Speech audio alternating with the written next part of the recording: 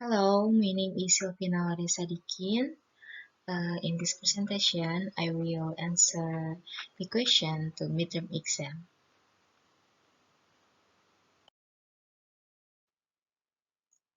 This is Introduction to English Literature subject.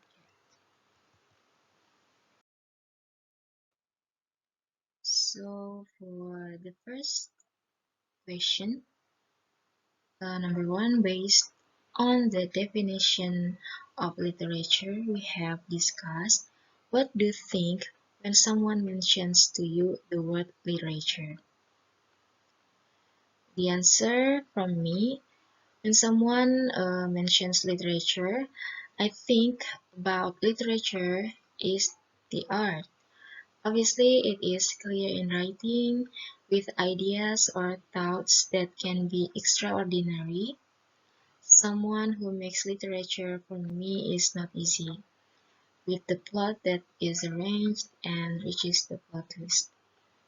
For example, tri- there are poetry, novels, romances, short stories, and drama.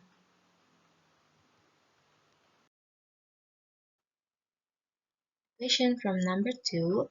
According to you, what makes English literature is essential to study? In my opinion, what makes literature important to study?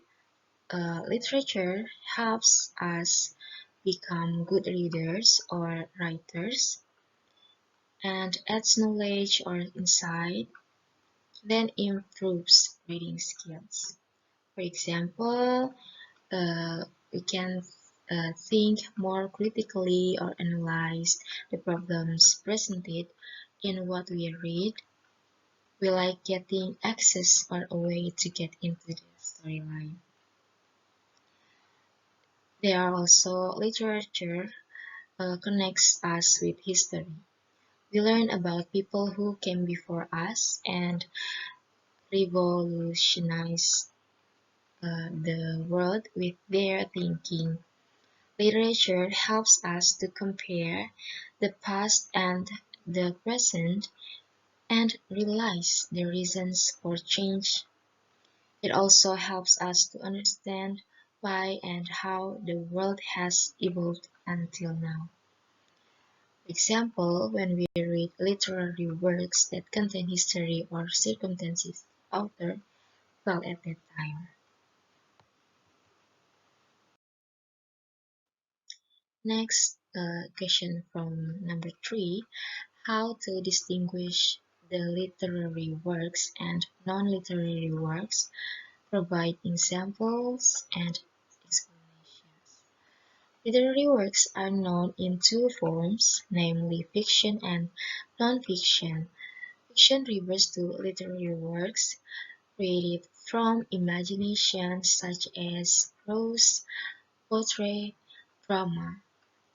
Examples of classic fiction include Sons and Lovers by D. H. Lawrence, A Christmas Carol by Charles Dickens, Animal Farm by George Orwell, In Memoriam A.H.H. by Lord Tennyson, and Waiting for Godot by Samuel Beckett.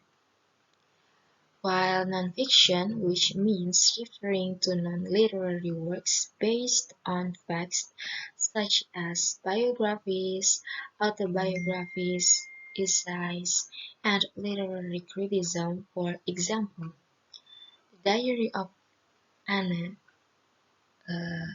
Frank or Angelas, Ashes by Frank McCourt, and Out of Place, a memoir by Edward Said.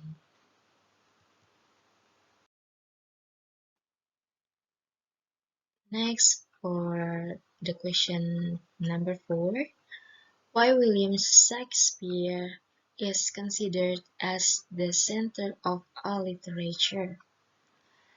Shakespeare's works have left a lasting impression on the world of theater and later literature. In particular, it expands the dramatization potential of characterization, plot, language, and genre.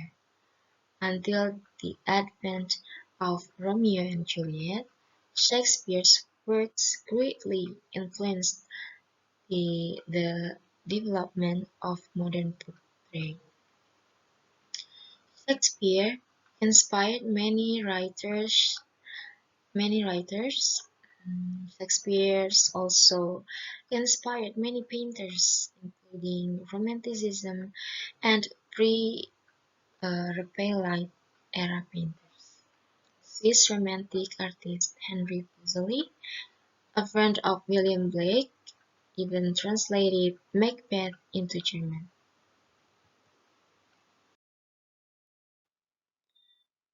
And the last question, number 5, how do you relate plays and films with literature?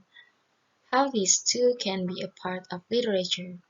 Provide examples and explanations. Because the media used to convey the author's ideas or thoughts is language. Another opinion that strengthens the position of drama as a literary work is that drama is included in the literary variety because the story is imaginative in the form of a drama script. So there's a definition of drama. Drama is a mode of fictional representation through dialogue and performance. It is one of the literary genres. Drama is also a type of play written for theater, television, radio, and film. In simple words, drama is a composition in verse or prose presenting a story in pantomime or dialogue. It contains conflict of characters, particularly the ones who perform in front of an audience on the stage. The person who writes drama for stage directions is known as a dramatist or playwright. Example: Much Ado About Nothing is the most frequently performed Shakespeare in a comedy in modern times. The play is romantically funny in that love between hero and Claudio is laughable, as they never even get a single chance to communicate on stage until they get married. Their relationship lacks development and depth. They end up merely as caricatures, exemplifying what people face in life when their relationships are internally weak. The love between Benedict and Beatrice is amusing, as initially their communications are very sparky and they hate each other. However, they all of a sudden make up and start loving each other.